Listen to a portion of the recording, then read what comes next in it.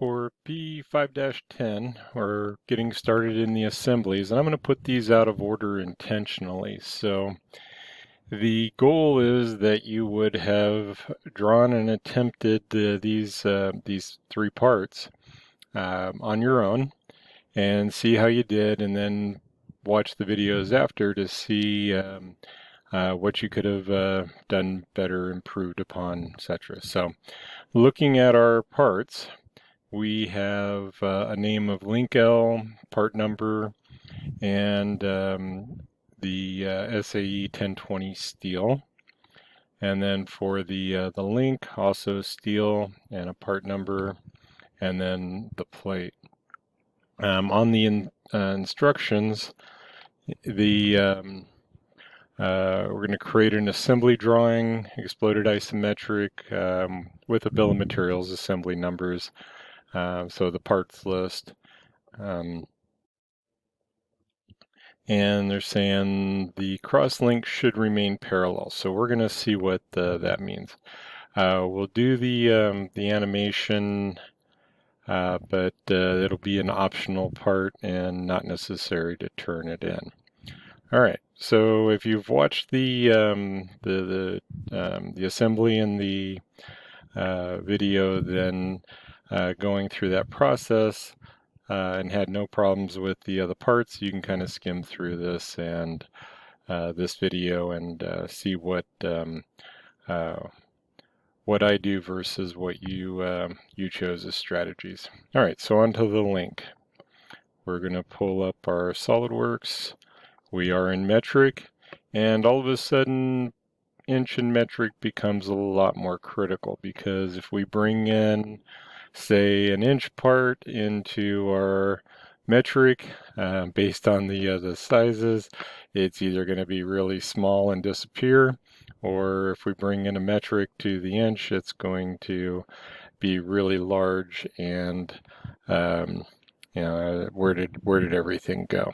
All right, so we want to pay attention to the units and because the scale between the two is quite a bit different. All right, so one more look at this. We are going to talk about where to put these in the properties manually, and going forward in the assemblies, we'll create a quick template. Um, the custom properties. All right, so custom properties, it takes a little bit to set up.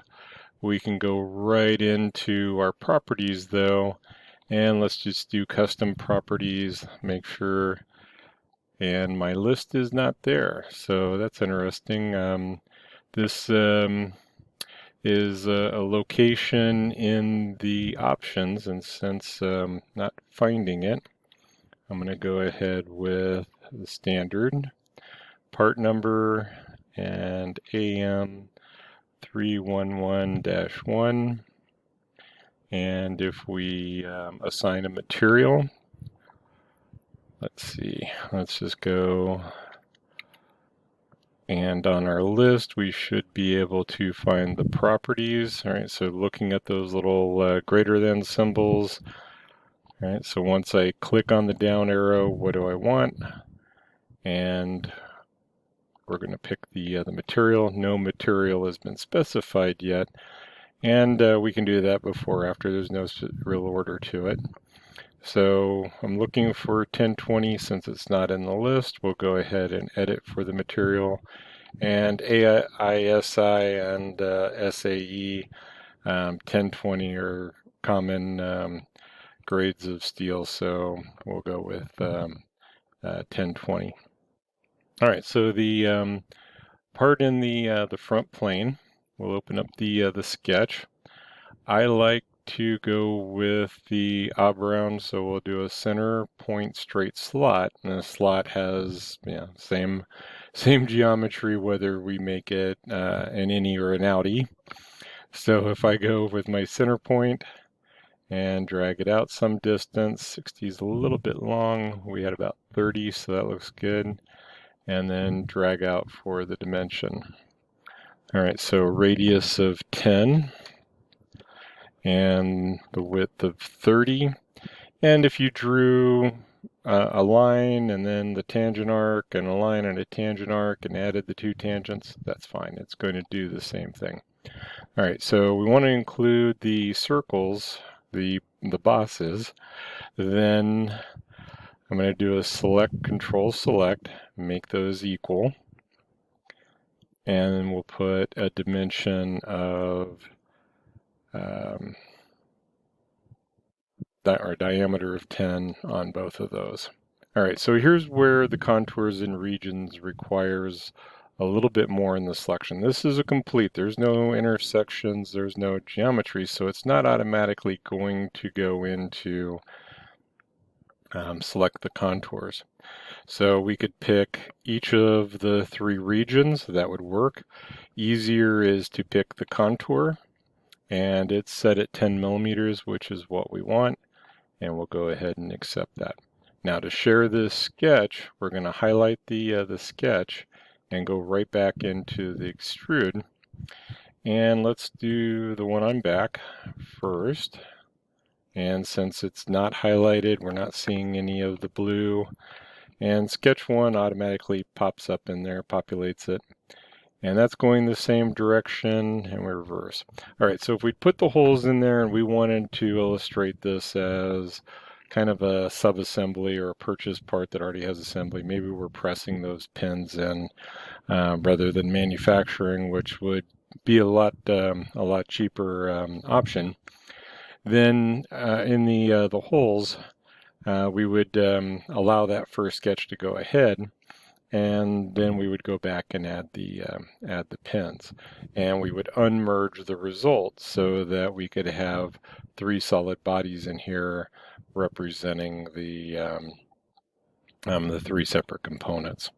All right, so highlighting the sketch again, extrude boss base. Let's see if it'll let me find the region.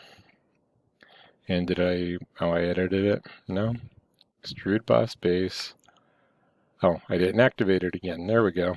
Let's activate it. I don't think you have to get rid of sketch one, but it does help. And then our choices are to do the math. We have 15 and 10 for the distance, and we could type in 25, but there are going to be times where it's more convenient or makes more sense to use the from, and we don't get to use from all that often. So if I go from a surface, face, or plane, I can pick that face and then tell it to go 15 millimeters. 150 is a little bit too big, and we'll go ahead and accept and have our geometry. So when I save this, we're going to need to set up a new folder for 5-10.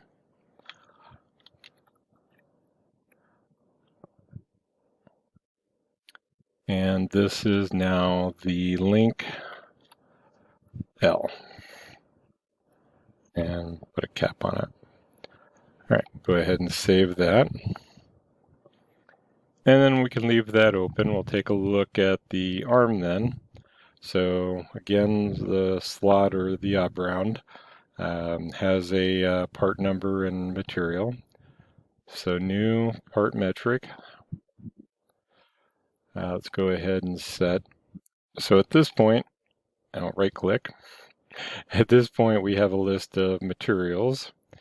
And since I would like to have that show up, we're not doing a lot of 2024. 6061 probably is good. So this is highlighted, the 1020. We're going to add it to the list, and we'll shorten up the list a little bit.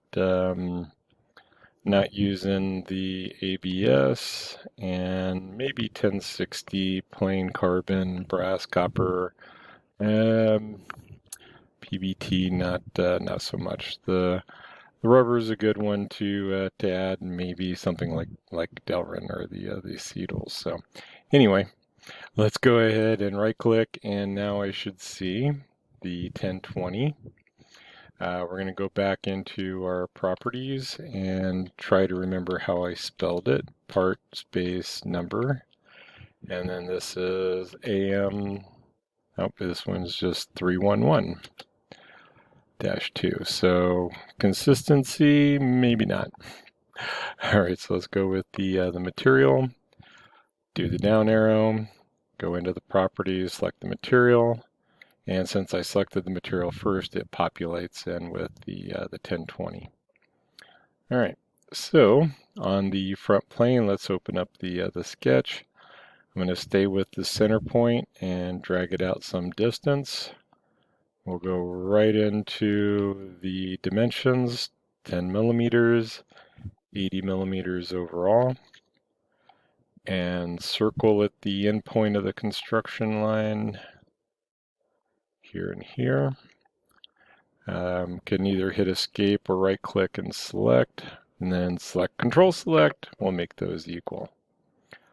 All right, and that one gets a smart dimension of 10 again.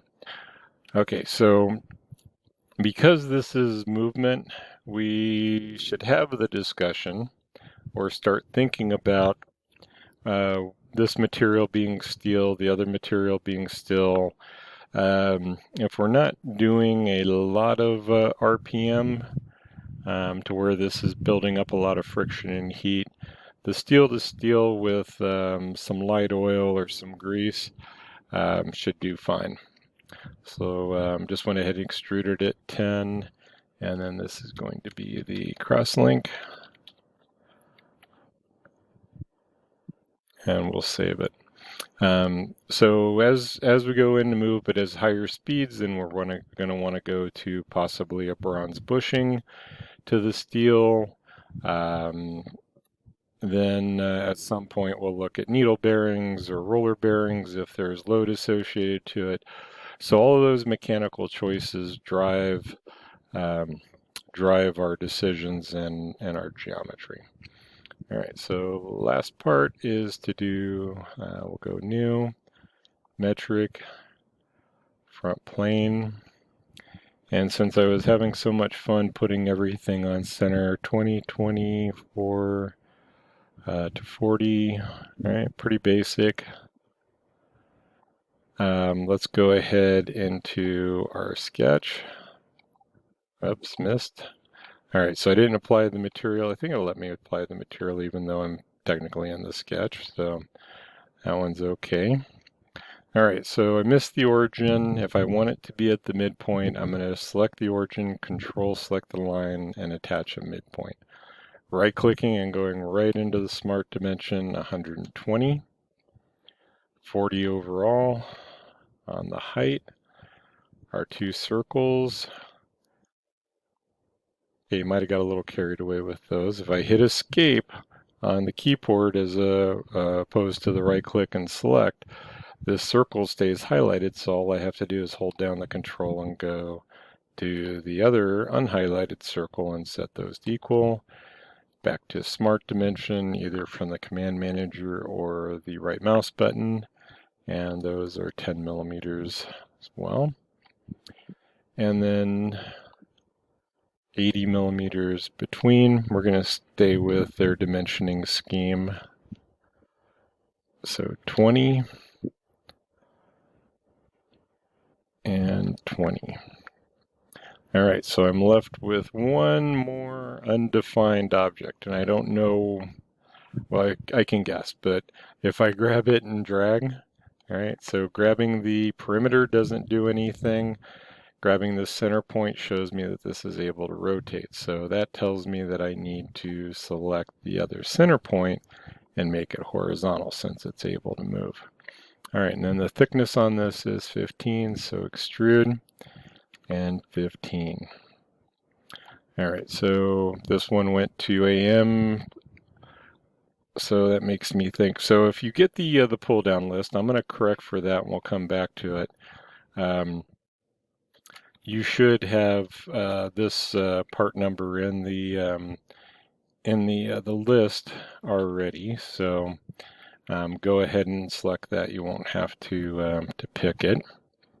And then we're going to do material and properties, SOLIDWORKS material, and just hitting tab updates so I can verify it. We can hit OK. and Control Save, and then this is our plate. All right, so that gives us our three parts that we need for the to go into the assembly. Again, I hope you got these, and whatever strategy you picked worked out well. Connect what we are doing for the assembly into building the parts. And as we go further into it, you can continue to develop those modeling skills.